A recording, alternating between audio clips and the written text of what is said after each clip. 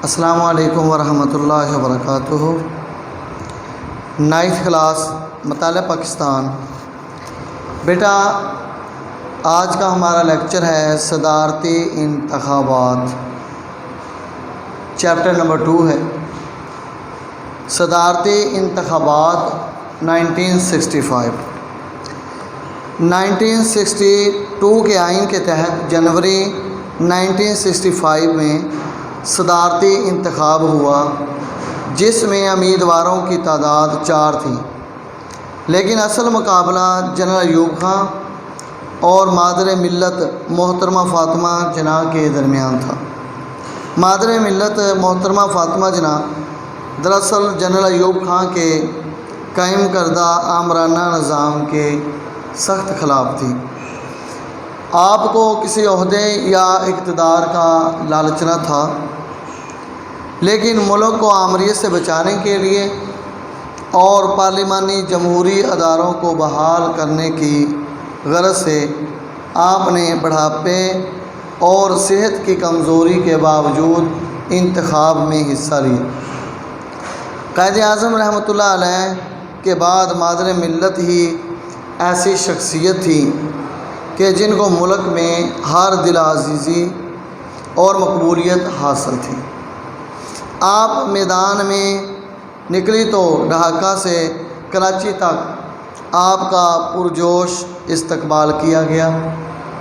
عوام نے 1958 میں جس جوش و جذبے سے ماشاء اللہ کا خیر مقدم کیا تھا اور جو امیدیں ان سے وابستہ کی تھی، وہ ساری کی ساری سرد پڑ گئیں۔ ان کے جوش و جذبے کا یہ عالم تھا کہ مادر ملت کے پنڈال میں پہنچنے سے پہلے ہی جلسہ گاہ میں لوگوں کی کثیر تعداد پہلے ہی موجود تھی۔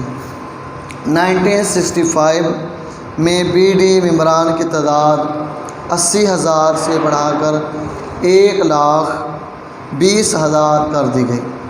صدر ایوب خان نے حکومت چلانے کے لیے 1960 میں بنیادی جمہوریت کے نظام کے تحت 80,000 بنیادی جمہوریت کے ارکان کا انتخاب کیا اور مارشاء اللہ کے دوران ان ارکان بنیادی جمہوریت سے اپنی صدارت کی توسیع کروائی۔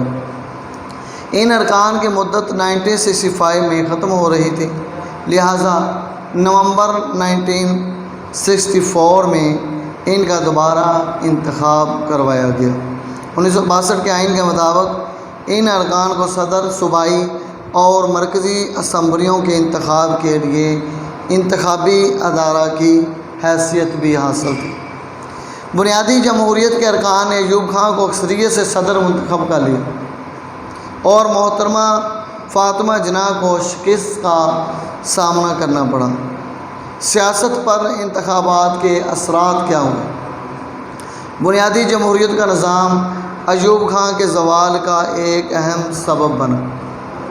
پاکستان کے حزب مخالف کی تمام سیاسی جماعتوں نے ان نام نہاد انتخابات میں ایوب خان پر دھاندلی کا الزام لگایا اور ملک میں جمہوریت کی بحالی کے لیے عوامی رابطہ مہم کا آغاز کر دیا۔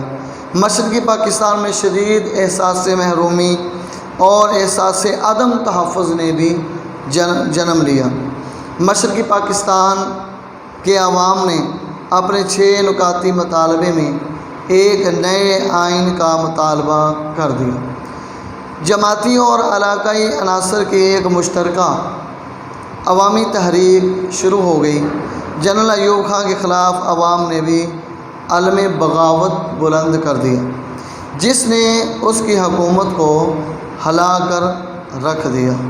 بیٹا یہ ہے آج کا ہمارا لیکچر کہ صدارتی انتخابات 1965۔ یہ بیٹا آپ نے یاد کرنا ہے اور کوشش کریں کہ اس کو لکھ لیا جائے، کوشش کی جائے کہ اس سبق کو لکھا جائے۔ اللہ حافظ۔